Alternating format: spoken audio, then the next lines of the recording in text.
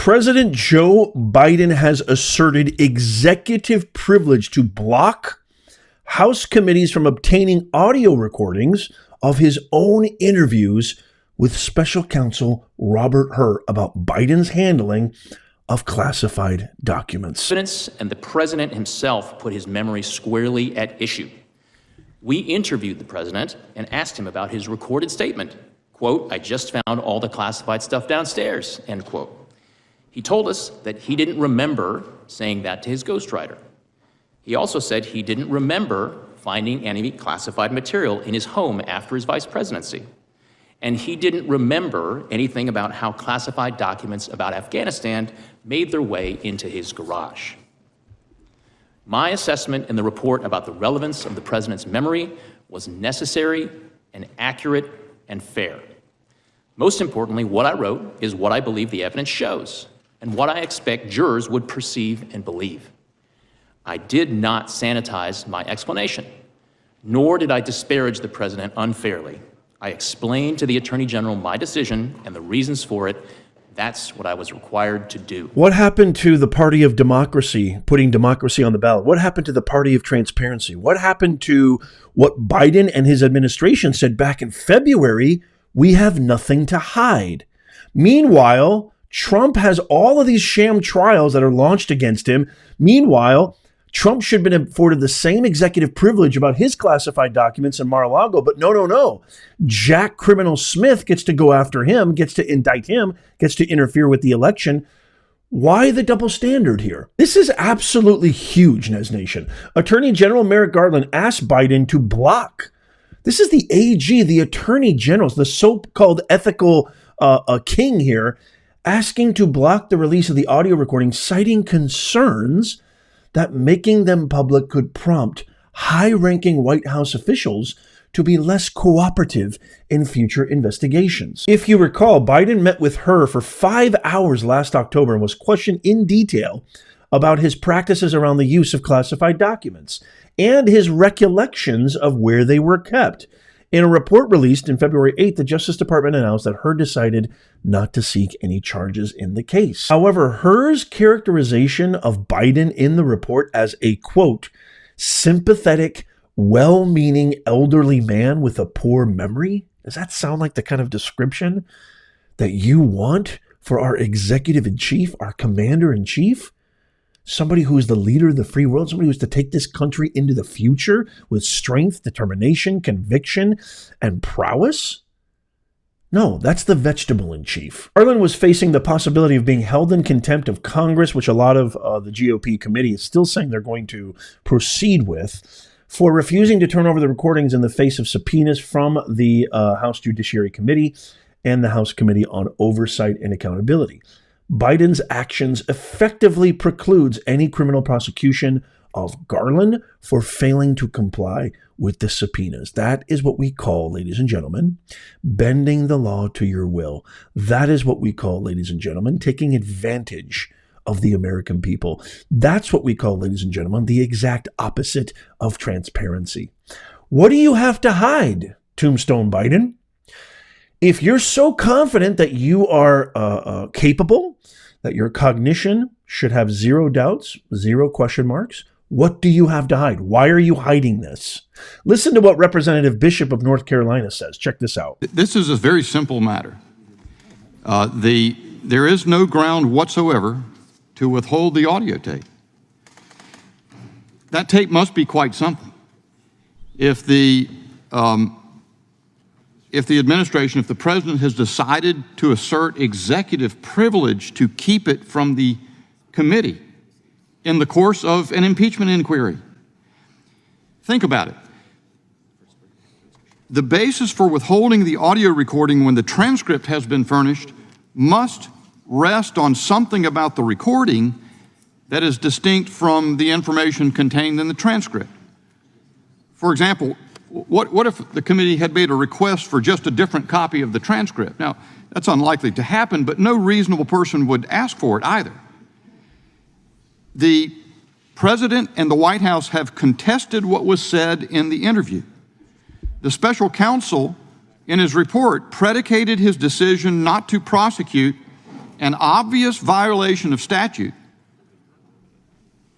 in the president's reading from classified information to his ghostwriter to satisfy the terms of his $8 million book retainer, on his finding that the president was elderly and forgetful. In other words, he placed tremendous reliance on what is called demeanor evidence. The president and the White House have viciously attacked the special counsel's characterization of the demeanor evidence. That is, whether and to what extent the president appeared to have limited capacity as a witness to testify from memory. Now, the transcripts do not capture demeanor evidence. Transcripts are often imperfect, especially to convey the timing of question and answer and disfluencies of a witness or hesitations, among other things. All of that is demeanor evidence. That's the reason, among other things, that it is absolutely standard practice in litigation in American courts for parties to be entitled to record testimony by more than one means. Given that the evidence is contradicted by the special counsel and by the president as to the reason the president has escaped criminal prosecution for an obvious violation of statute, and because this committee sits by vote of the House of Representatives to conduct an inquiry about the potential impeachment of the president, this committee needs the demeanor evidence the same way any party would in any such matter being litigated. The funny thing is that Biden opted against asserting executive privilege over the transcript of his interview, as you heard from the representative there, despite this fresh effort to block the audio. And he asserted no privileges over any of hers report or its characterizations of the interview. So why are you blocking the actual audio? I completely concur with the representative.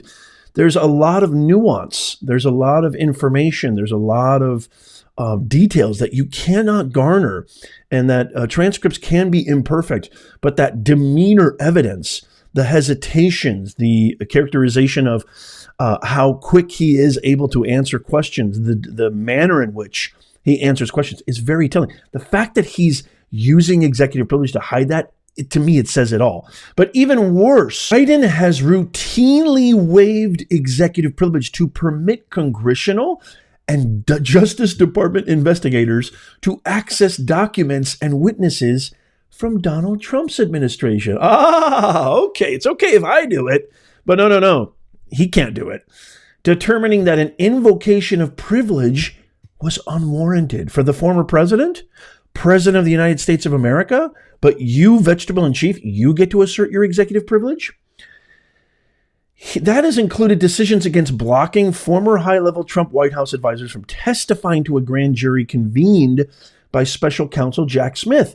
It also included multiple determinations against asserting privilege to shield Trump White House documents from the January 6th Select Committee. You lion-ass dogs. What a bunch of hypocritical, corrupt, rotten to the core LADs. You're all being exposed. 2024, Cat Williams was right. 2024 is the year where it all comes to light. And it couldn't have come at a more perfect moment when we are going to kick your LAD ass out of the White House. This goes back to Jan. What is there to hide here? Why not share this with the American people? We've seen this consistently in a variety of ways out here in D.C., and this is another example of let's give the American people the full information. I think the White House very much fears seeing President Biden having this tape revealed to the American public and what it will say about President Biden. We see a president who's in decline. It's obvious to all Americans. I think they're very fearful of what this would look like to the American public. That's why they're exercising their executive authority. Ladies and gentlemen, we do not have a commander-in-chief right now. We have a vegetable-in-chief.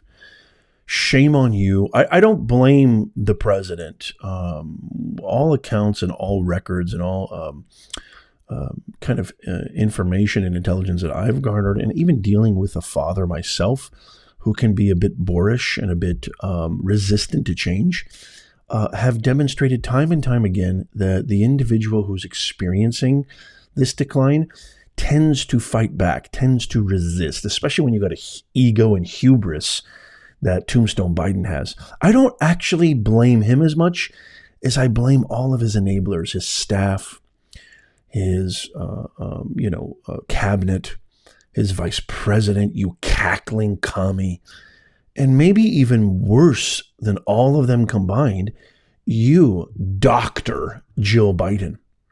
This is elder abuse. That's what this is. I also blame the Clinton, Obama, Oprah consortium, the woke mind left virus mafia. Shame on all of you. You're allowing this shuffling, mumbling, stumbling vegetable to literally enact the decay and decline, not only of his entire administration, but our beautiful, wonderful country. And why? I've been saying it for years. These woke left mind mafia, they only care about one thing. I've worked with them. I know them. I know them through and through. They only care about one thing, power.